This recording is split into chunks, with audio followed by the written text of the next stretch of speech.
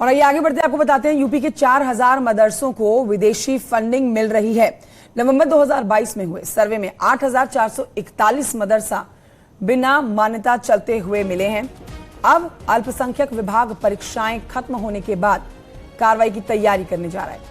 12 बिंदुओं पर हुए सर्वे में ज्यादातर मदरसा संचालकों ने जकात, चंदा यानी कि आय का सोर्स बताया है। शुरुआती जांच में नेपाल, बांग्लादेश, खाड़ी देशों से फंडिंग के संकेत मिले हैं और इस पूरे मामले पर अल्पसंख्यक मंत्री धर्मपाल सिंह का कहना है कि परीक्षाएं खत्म होने के बाद पुलिस विभाग के साथ मिलकर कार्रवाई की जाएगी। हम गरीब मुस्लिमों को मुख्य धारा से जोड़ना चाहते हैं। एनसीईआरटी का सिलेबस भी पढ़ाना होगा। मुस्लिम का बेटा भी आईएएस और पीसीएस अधिकारी बने।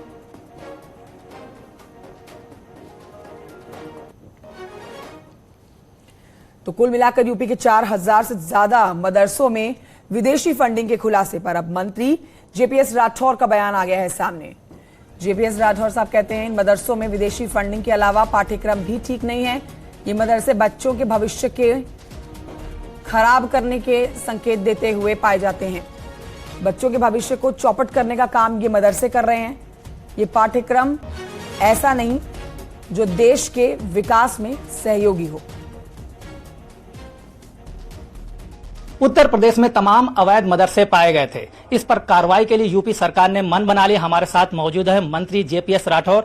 राठौर साहब, 8000 से अधिक मदरसे अवैध पाए गए थे सर्वे में, जिनमें 4000 से ज्यादा ऐसे मदरसे हैं जिनमें विदेशी फंडिंग पाई गई है। आगे का क्या स्टेप होगा? ऐसा है कि ये जो मदरसे हैं, इसलिए लगातार सरकार का ये कहना है कि ये रेगुलराइज किए जाएं और लीगली चलाएं। सभी प्रकार की जो सरकार की मान्यता हैं वो मान्यता लेकर ही चलाएं। लेकिन इसके बावजूद भी बहुत से मदरसे अवैध रूप से चल रहे हैं। उत्तर प्रदेश में नहीं, पूरे देश में चल रहे हैं। आसाम में भी किस तरीके से अवैध मदरसों को बंद किया जा रहा है और उत्तर प्रदेश में भी माननीय मुख्यमंत्री योगी आदित्यनाथ जी ने इसको एक जो भी अवैध इस तरीके से मदरसे या शैक्षणिक संस्थान चल रहे हैं उनके खिलाफ एक मुहिम चलाई है। और इन लोगों को जो अवैध फंडिंग हो रही है, निश्चित रूप से वहां पर जो पाठ्यक्रम है वो ऐसा पाठ्यक्रम नहीं है कि जो आगे बच्चे को संस्कार सिखा सके, शिक्षा अच्छी दे सके और देश के विकास में वो सहयोगी हो सके। आगे बढ़ते हैं, स्वामी प्रसाद मौर्य की बात करते हैं जिन्होंने बाबा बागेश्वर पर निशाना साधा है। स्वामी प्रसाद मौर्य का कहना है कि मच्छरों और मक्खियों के भिनभिनाने से बादलों की आवाज नहीं निकल सकती है। न कारखाने में तूती की आवाज बाबा नहीं, 1000 की संख्या में लोग बोलेंगे तो इस देश की जनता संज्ञान नहीं लेगी। देश भारतीय संविधान से चलेगा, किसी बाबा के बयान से नहीं चलेगा। जिस तरीके से बरसात में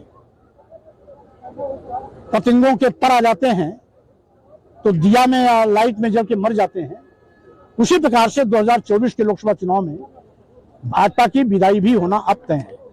स्वामी जी, विश्व के दर्जनों देश तथागत के बताए हुए मार्ग पर चल रहे हैं और यहाँ पर भारत को हिंदू राष्ट्र घोषित करने की बात चल रही है।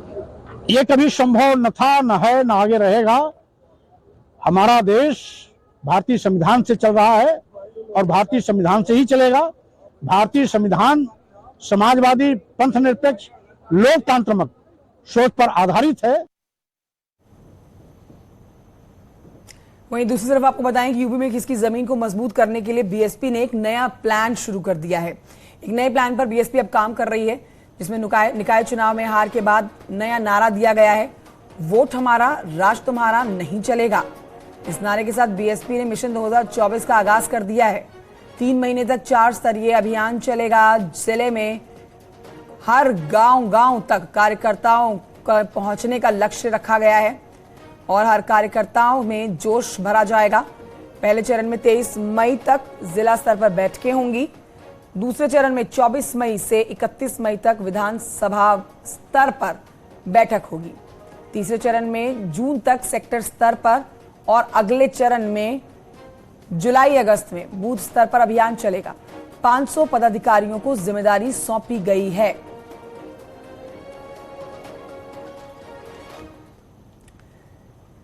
बीएसपी के अलावा अगर आप बात करें यूपी नगर निकाय के बाद कांग्रेस को मिली करारी शिकस्त की, तो उसमें भी अब आप देखिए किस तरह के बदलाव कांग्रेस करती हुई 2024 के लिए नजर आ रही है।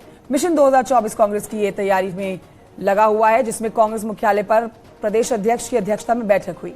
कांग्रेस की बैठक में कोर कमेटी, प्रांतीय अध्यक्ष के साथ सभी शहर जिला अध्यक्ष शामिल रहे। लोकसभा चुनाव को लेकर अभी से संगठन को बूथ स्तर पर मजबूत करने की रणनीति पर मंथन हुआ है। कांग्रेस की नगर निकाय चुनाव में हुई हार को लेकर भी समीक्षा की जा रही है। कांग्रेस ज्यादा से ज्यादा लोगों को जोड़ने के लिए पदयात्रा, जनसंपर्क अभियान जैसे कार्यक्रम का रोड मैप तैयार कर चुकी है।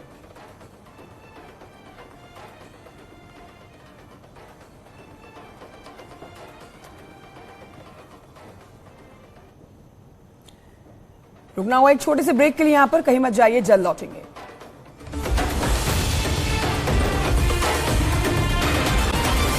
ब्रेक के बाद स्वागत है। आपको बताएं कि फिल्म विजय 69 की शूटिंग के दौरान अभिनेता अनुपम खेर चोटिल हो गए हैं। अनुपम खेर को शूटिंग के दौरान कंधे में चोट लगी है। चोट लगने की जानकारी खुद अनुपम खेर ने इंस्टाग्राम पर दी है। अनुपम खेर ने कहा है कि 1-2 दिन में शूटिंग पर फिर से जाना शुरू कर दूंगा। इंस्टाग्राम पर अनुपम खेर ने लिखा कि आप स्पोर्ट्स फिल्म करो और आप घायल ना हो, ऐसा कैसे हो सकता है।